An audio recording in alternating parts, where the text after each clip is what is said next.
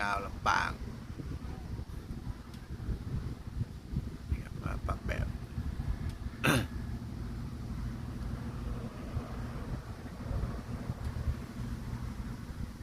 แดดเปรี้ยงนะครับแดดเปรี้ยงของการรถไฟรางคู่เด่นชัยเชียงรายเชียงของก็อัปเดตนะครับการก่อสร้าง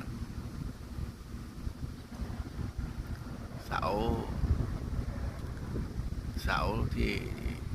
สาช่างเขาเรียกเพียครับก็ประมาณสักอะไร80-90 ต้นนะครับต้องขึ้นทุกต้นนะครับขึ้นไปเช็คนะครับ ทางโครงการก็มีหลายร้อยหลายพันต้นนะครับแต่ช่วงนี้ก็มีสัก